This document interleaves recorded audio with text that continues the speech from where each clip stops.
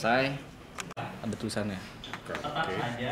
Nanti Udah ngerekam itu, udah full tuh. Dalam konteks kebijakan, dalam konteks perhatian pemerintah terhadap masalah ini, meskipun isunya udah kemana-mana. Menurut Dul, kesan-kesan Dul gimana terakhir ini?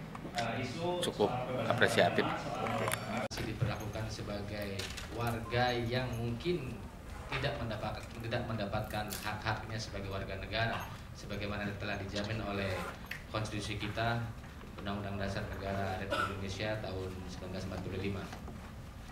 Namun hari ini dengan kesemangatan dari kawan-kawan yang hadir, kami dari Setara mengucapkan apresiasi dan selamat datang untuk bersatu padu merumuskan segala hal yang mungkin akan kita sampaikan dan akan kita presentasikan kepada pihak-pihak terkait, para penyelenggara negara baik di tingkat pusat, kementerian dan Komnas HAM dan lembaga-lembaga lainnya. Seperti kita ketahui bahwa hak-hak konstitusional warga negara adalah salah satunya memiliki kebebasan berkeyakinan dan beragama. Selanjutnya juga diberikan kebebasan untuk menjalankan ibadat menurut kepercayaan dan keyakinan kita masing-masing.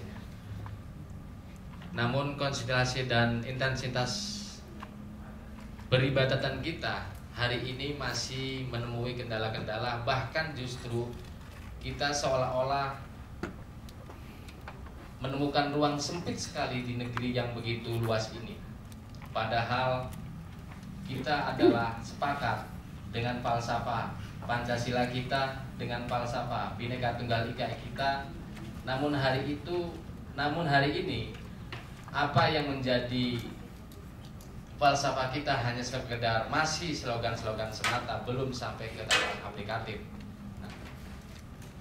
Sebelumnya kita juga telah melakukan FGD di beberapa wilayah dengan teman-teman Ahmadi, dengan teman-teman Kristiani dan dengan teman-teman komunitas yang lainnya, yang pada intinya kami ingin mendengarkan dari masing-masing komunitas di beberapa tempat.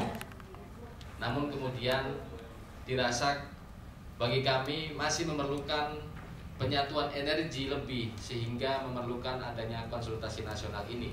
Diharapkan dengan hadirnya kawan-kawan dari teman-teman Ahmadi, dari teman-teman Kristiani, dari teman-teman aliran kepercayaan yang lainnya, semoga menjadi dan akhirnya Assalamualaikum warahmatullahi wabarakatuh. Demikian tadi sambutan dari perwakilan Setara Institut yang disampaikan oleh Abdul Khair. Hadirin sekalian, Bapak Ibu yang kami hormati, pada acara kali ini saya sebagai pembawa acara akan menyerahkan kepada Mbak Nia Syarifuddin dan Mbak Yati Andriani untuk memandu jalannya perkenalan pada sore hari ini. Waktu dan tempat dipersilakan.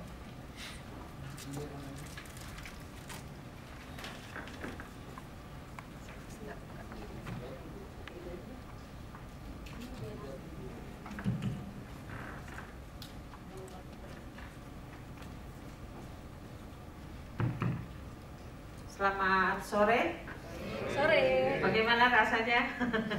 Ada yang jet lag dari Bekasi? Oke, baik Ibu Bapak sekalian, kita santai aja ya, karena ini kan weekend, kita nggak boleh terlalu serius.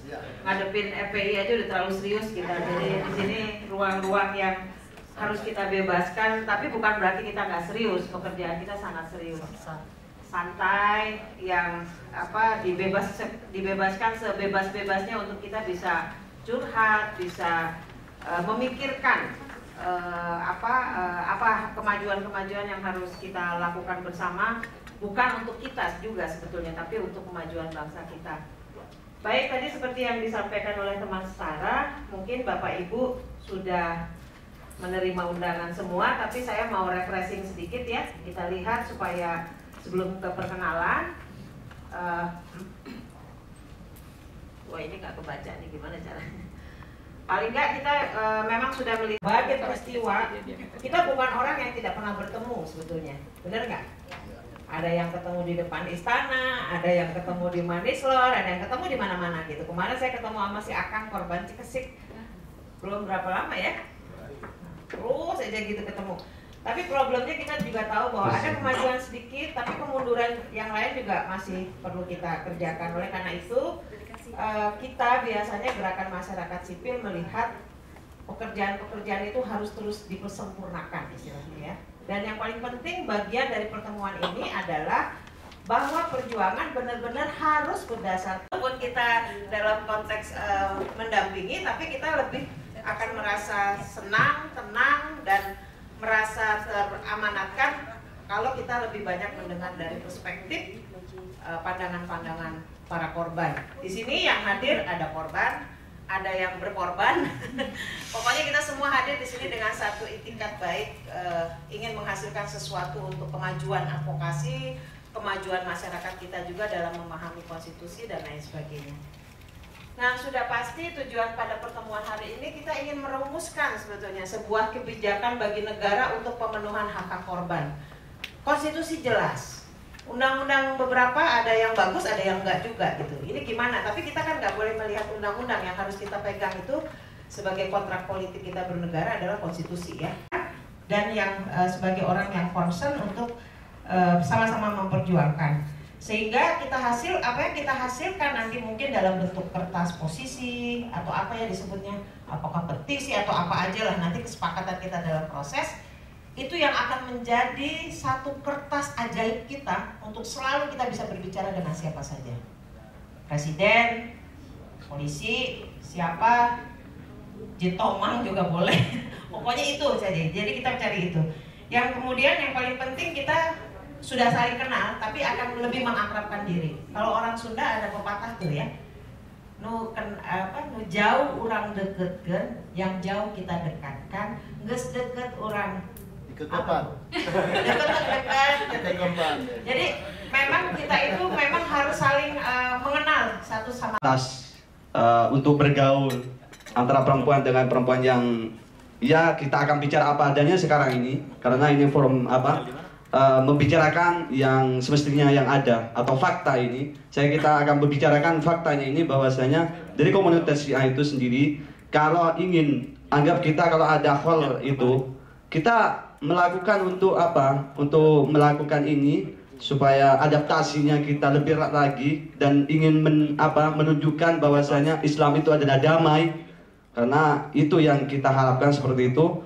Kita selalu melakukan itu, tapi kita dibatasin. Orang Syiah itu tidak boleh. Ini untuk orang-orang Ahlus Sunnah wal Jamaah, karena ini sudah fakta ini. Karena yang kejadian di Sampang ini sampai terjadilah pembunuhan itu dari kelompok yang mengatasnamakan saya adalah Ahlus Sunnah wal Jamaah. Itu. Yang kedua, kerugian yang dialami. Ini jawabannya. Problem hukumnya tidak ada pengakuan. Tidak ada ini penegakan hukum atas hasutan, ancaman, dan penyerangan berulang-ulang. Sebenarnya kejadian ini sudah dari tahun 2006. Dari tahun 2006 mereka beraksi ketika kita melakukan aktivitas Maulid. Di bulan Maulid tahun 2006 itu terjadilah besar-besaran juga. Alhamdulillah, tapi polisi itu berinisiatif akan cepat menyelesaikan masalah ini sehingga tidak ada korban di situ. Ketika kita akan beranjak kepada tahun 2012, barulah terjadi pembunuhan dan kita diserang dengan jumlah orang yang banyak dengan mengatasnamakan saya adalah pejuang Islam, karena kebetulan saya juga ada di lapangan itu juga sendiri. Mereka mengatasnamakan Islam dengan membakar, dan membakar itu sambil berteriak Allahu Akbar. Sampai kita ini problem sama Tuhan. Berarti makna Tuhan, makna Allah itu adalah membakar. Bukan kalau semestinya di dalam bahasa Arab itu dikata Allahu Akbar itu Allah Maha Besar, Allah Maha segala-galanya, Tuhan.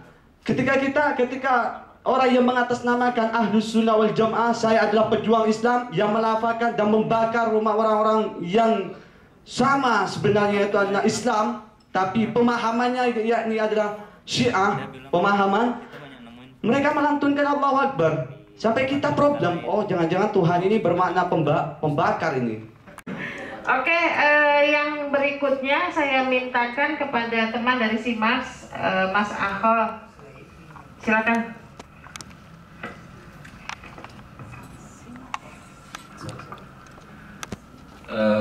Saya mungkin lebih spesifik ya, karena pengalaman 3 tahun kita memantau kasus penyesatan itu memberikan banyak masukan penting, terutama terkait misalnya hampir semua kasus penyesatan itu selalu diawali dengan hate speech misalnya. Nah di Indonesia tidak ada mekanisme hukum yang memungkinkan aktor-aktor hate speech itu diproses secara hukum. Oh iya. Segregasi bukan bahasa iya, siar kebencian, penyebaran kebencian gitu. Mas berdiri dong biar kulihat. Oh iya. Oke. Jadi kurang lebih semua kasus penyesatan yang kita amati, terutama di Jawa Timur, itu selalu diawali dengan penyebaran kebencian, dan itu diadvokasi oleh aktor-aktor agama, tentu saja dari kelompok mayoritas. Dalam kasus si A, contoh yang paling mudah karena korbannya ada di sini, itu selama 2004 sampai 2006, sebelum akhirnya kekerasan itu manifest, itu siar kebencian itu terus menerus di mimbar-mimbar agama, di pengajian-pengajian. Nah, ada banyak bukti yang bisa kita kumpulkan terkait dengan tindakan hate speech itu, tetapi di Indonesia kita kesulitan mendorong tindakan ini sebagai tindakan pidana yang bisa diproses secara hukum. Nah, karena itu ke depan kita sangat perlu mendorong, karena ini faktor kunci, kita perlu sangat mendorong hate speech bisa diadili. Itu pertama. Yang kedua, setelah hate speech-nya sukses,